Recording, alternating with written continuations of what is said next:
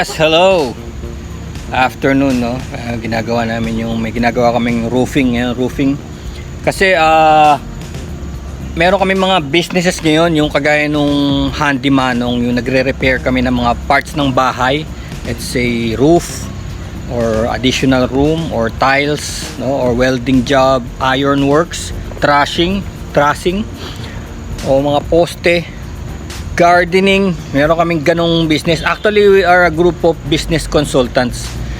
Meron ako mga partners na kung interesado kayo sa business consulting, let's say gusto niyo mag-business dito sa Pilipinas, wala kayong alam where to go o sinong mga contacts nyo, well, we are a group. Pwede namin kayong tulungan. Malalaman nyo na lang yan pag kinontak nyo ako. Papakilala ko sa inyo kung sino yung mga partners kong mga consultants, no. May mga track records na rin. Meron na rin kami mga businesses na pinalago, in-expand at pinakilala sa mundo, naging successful. Kaya lang for now hindi muna namin may re-reveal yung mga pangalan nila, no. Kasi actually active pa rin yung iba, naka-consultant pa rin kami sa iba. Ang consultation kasi namin sa grupo namin, mga mga kababata ko to. Ang consultation namin yun lang ang babayaran nyo. Tapos yung mga suppliers or connections or subcontractors, ipapakilala namin kayo directly doon. So hindi kami ang magsusupply. Let's say may naisip kayong business, hindi kami ang magsusupply, kundi ko-connect namin kayo sa supplier para kayo makipag-usap sa supplier, kasi nandun yung warranty. Kasi bilang consultant kami, hindi namin magagarantihan yung warranty ng mga products kung ano man ang pasukin natin, ano. So ko-connect namin kayo dun sa nararapat na businesses. Actually magre-reveal kami ngayon, i-reveal ko to ngayon. This is an open secret, no. Kaya isa lang muna ang supplier and in one business sector, no. So meron kaming solar business. May malaking tanong dito may malaking tanong dito yung kaibigan ko, yung kumpare ko, sabi niya, kung sikat na ang solar at needed na talaga ang solar, bakit wala masyadong nagpapagawa ng solar? Well, for one thing, it's the cost. It's still the cost. Kasi pagka ang solar mo pumasok sa isang contractor, syempre meron na yung design fee and installation fee, no? At syempre warranty, syempre hahanapin nyo pa rin yung warranty. Ngayon, dahil kami ay mga business consultants lang, pwede nyo kami konsultahin, and we design, we install. Kaya lang, doon kayo sa supplier, ipopoint namin kayo sa supplier or sasamahan namin kayo sa supplier, which is only one supplier. Marami naman talagang supplier ang solar. Kaya tumataas yun, mga presyo ng solar, kasi pumapatong pa yung ibang gumagawa dun sa produkto. Let's say ang solar panel is sabihin na natin 5,000 for 550 watts, no, 5,000 pesos. Gagawin nila itong 12,000. So dodoblehin na kagad nila. That's only for one item, Kaya tumataas. Imbis na 5,000 ang babayaran mo kunin sa supplier with warranty, papatungan pa nila ng more than 50% or 100%. Papatungan pa nila na 7,000. 5,000 lang yung unit. Isa lang yun. Paano pag kailangan mo 10? Di ang dami na nila ipatong, 70,000 na kagad sa 10. Kaya tumataas. Pero ngayon sa amin, sa consultation lang, sa design and installation, yun lang ang babayaran nyo. Sasabihin na namin yung supplier na isa sa solar, it's 1 point dito sa Vista Verde Gate 2, no. 1 point. Na-discover lang namin yan din from a vlog, kasi nag-usap na kami ng partner ko na hindi na namin papasukin yung warranty, kasi alam naman namin na yung mga tao ay maghahanap ng warranty. Kailangan mag-warranty dun na sa supplier, hindi na sa amin. Ngayon, kung let's say kailangan mo na consultation every time may sira or may maintenance, like I said before, may maintenance tong mga solar, di ba? Pinupunasan yung mga, nililinis siya monthly or once in 2 months, depende sa lugar nyo.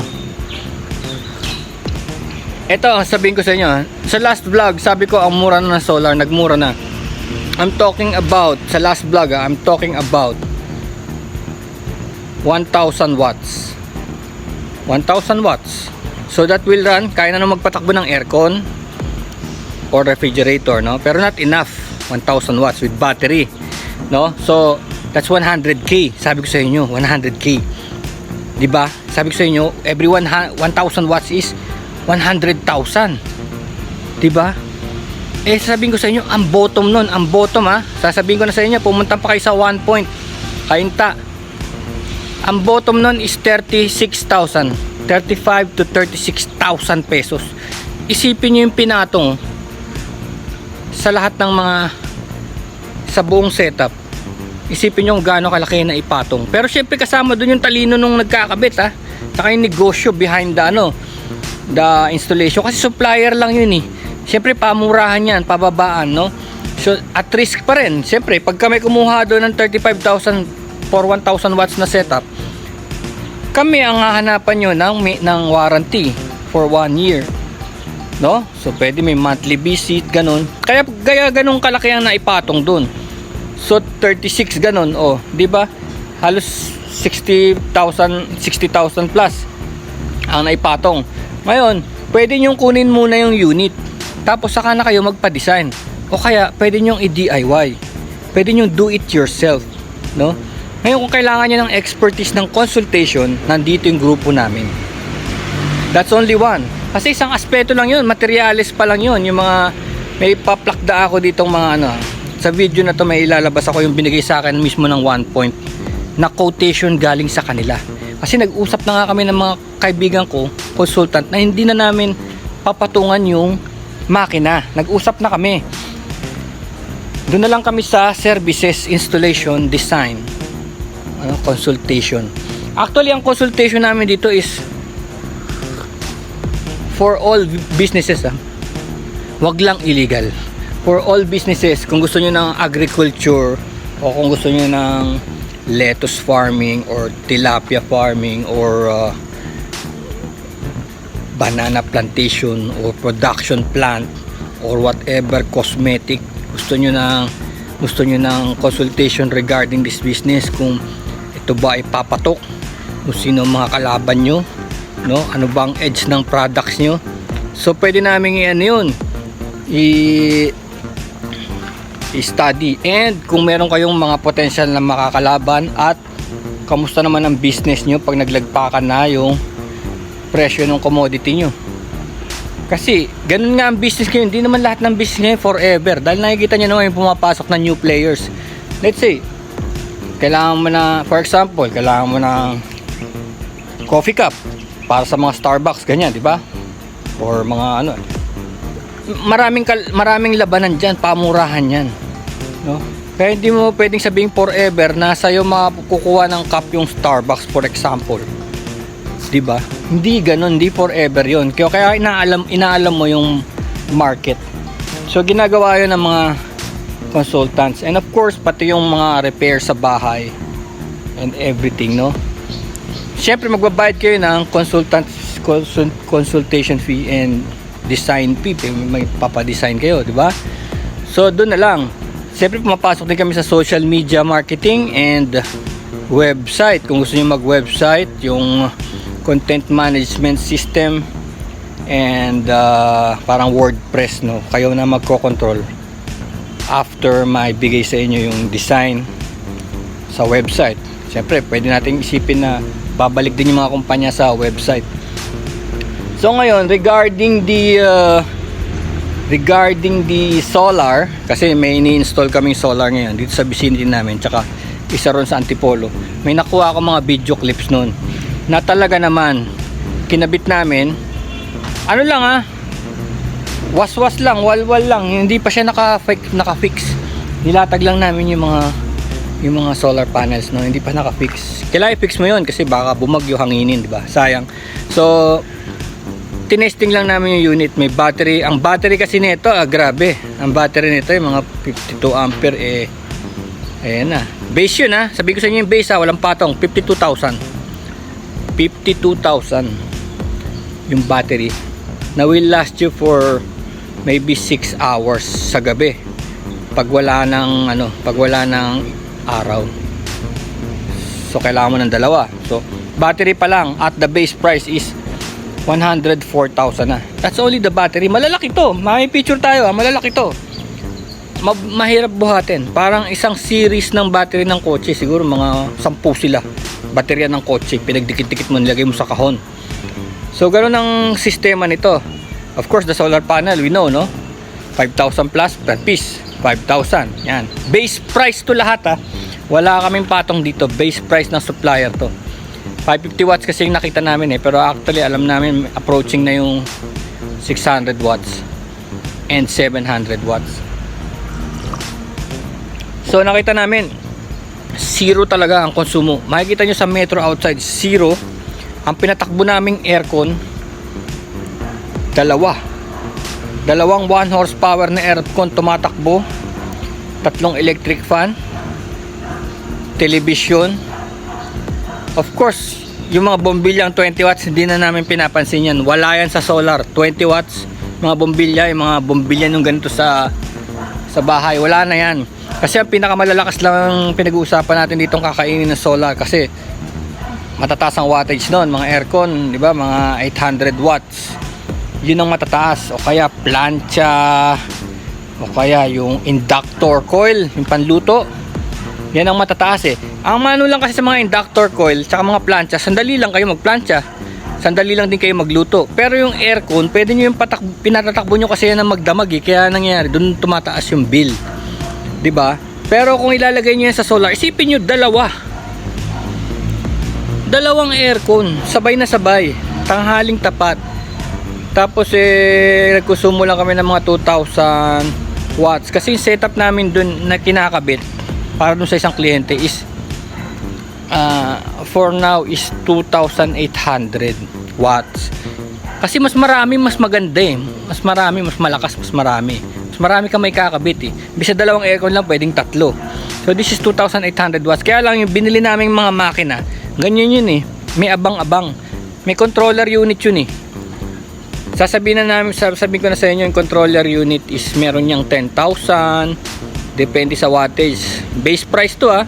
May 15, may 20, may 20. So ang binili namin yung 6,000 watts na. Alam niyo kung bakit? Kasi in the future, yun ang gusto ng may-ari. Mabot siya ng ganung 6,000 watts. So binili na namin yung controller, 6,000. 52,000 yun pesos. Yung controller pa lang yun. So mangyayari kasi, yung ganung sistema, kung aabot ka na ng mga 6,000 watts is 500,000 yun. 500,000. Pero hindi ko naman sinasabing doon kayo magsimula. Pwede kayo magsimula sa 3 panels, which is 1.8. Pwede na yun, 1.8. Huwag naman eksaktong 1,000 kasi isang aircon lang yun. Paano pagka dumidilim na? Pag dumidilim na, humihina din siya yung wattage niya. Kasi parang sinasabi nating 1,000 watts siya kung talagang tutukan, no? Tutukan yung araw. Pero oras na mas maganda tong salubungin natin kasi oras na dumating na yung mga brownout, nagkulang na tayo ng supply, na nakikita nyo naman, red alert na. Red alert. Importante na to. Importante na solar. And by that time, baka wala na tayong makuwang supply. Baka wala na tayong makuwang makinarya para makapag-setup pa ng solar. Kaya now is the time. Yun nga ang tinatanong, bakit hindi pangaraw? Kasi nga mahal pa. Isipin mo naman, marami ka na rin mabibili sa 100,000, di ba? Pwede ka makabili ng sasakyan nun. Tapos kakabit mo lang. Kaya lang in the long run, tutulungan ka nito. Kung ikaw naniniwala sa prepping, yung prepper, di ba yung sinasabi nila na naghahanda ka para sa worst, di ba? Hope for the best and prepare for the worst. Di ba yan magandang kasabihan, no? Hope for the best, prepare for the worst. Kasi ano ba magagawa ng pamilya mo kung namatay bigla ang kuryente? Di ba? Pupunta ka sa Facebook, magrarant ka, sasabihin niya wala nang ang init-init, wala pang kuryente. Di ba? Ganyan ang gagawin mo, magrereklamo ka sa Facebook. Walang magagawa 'yon. Mas maganda yung pinaghahandaan mo na talaga na kung may mangyari man, may magagawa ka. That's only one ah. Meron pa tayo yung tubig, yung dapat sana ganoon naman talagang ginagawa ng tao. Sinasalo natin yung tubig ulan, yung rainwater catchment system. Dapat kaya din namin kayong bigyan ng ganun. Magpakonsulta kayo sa amin ng ganun. Rainwater catchment system, ang dami. Bumabaha nga yung kalye, di ba? Kinakapos tayo ng tubig dahil walang tubig sa dam, pero yung kalye bumabaha, konting ambon lang. Isipin mo kung nakukuha lang natin yung tubig na yun, hindi yung dumating na sa lupa, kundi galing pa sa ulap. Sinasalo na natin ng may mga magkakaroon kayo ng mga plastic na tangke dyan sa bahay. Yan, plastic na tangke, siguro mga 2, 3. Ganun din. Depende sa konsumo mo. Ang linis-linis ng rainwater. 'Di ba? Parang talagang ano yan, distilled talaga, malinis na malinis. So yun, ayan. Yun ang aming mga bagong businesses ngayon, consultation and everything solar and water catchment and agriculture. No, kaya kita mo maraming halaman sa likod ko. Yan oh. Pinampe-prepare din namin 'yan para sa mga landscaping. Kaya marami kaming halaman dito. And meron kaming pang condominium. Kung gusto niyo maging plantita sa condominium, may gulong yan. Ganyan lang. O ito. Diba naka-ready yan. Para sa gustong And nga pala upcoming, paplanuhin na namin, long overdue na, yung training para sa plant care and art. No? Mag-invite tayo ng artist para magturo ng art dito sa ating 3 location natin. Meron tayong mountain location 2. Tapos meron tayong isang museum location dito. With air conditioning and everything. Ang plano namin is may fee lang na 1K. Kasama na lahat yung art materials and the food. No, kasama na and the room 1K ganun. Sabi ko namin okay na yun as a start. No, kasi meron din namang cook na pupunta para magluto, gourmet meal, tapos syempre yung venue. So yun, sisimulan namin yun. Mag-invite tayo ng mga experts sa halaman at sa art. So yun, tutuloy na natin ngayon na nabitin lang dahil alam nyo na segue sa real estate. No? Nagtitinda rin kasi kami ng mga properties, house and lot properties ng ibang tao. So, nung natapos na yung nagkaroon kami ng ngayon, time, hinabulan namin yung mga dapat gawin. So yun, abangan nyo yung lahat yun. Okay. Peace.